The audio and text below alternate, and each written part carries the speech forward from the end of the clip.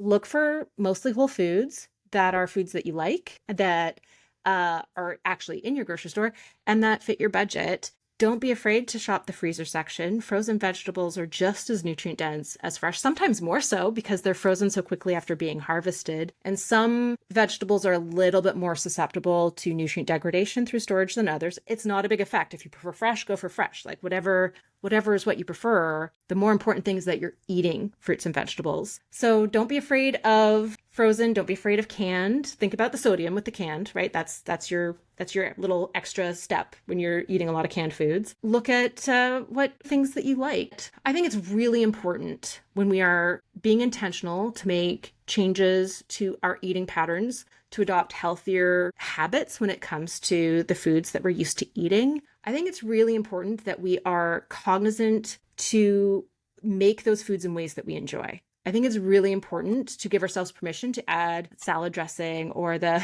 cheese cubes or the handful of nuts or the maybe it's even like some bacon bits. Like add the thing to our salad that makes us enjoy the salad.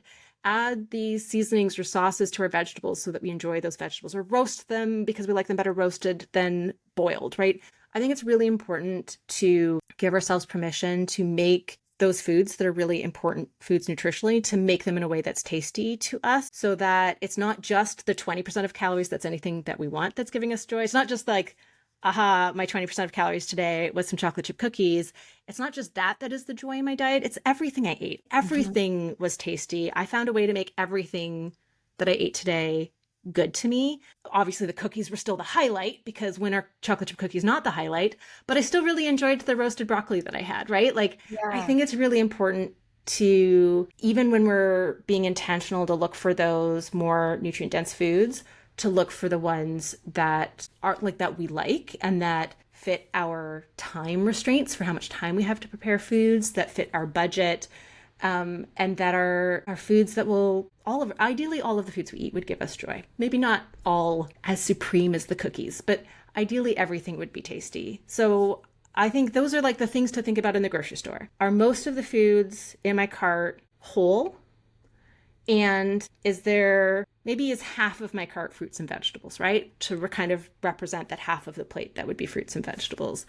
That I think those are kind of the thinking about it in terms of patterns and not in terms of diet, right? Think about it in terms of healthy habit and not a thing that I have to do for a certain amount of time and then I get to whatever is the food that I'm missing. Don't miss a food. It's okay if also one of the foods in your cart is your favorite frozen pizza, right? So like also being intentional to incorporate some foods that aren't whole foods, that are just there, again, to make sure we're getting enough joy from our diets, that it's something that we can stick to. I think that's a really important tool and one that diet culture in general tells us we're not allowed to use.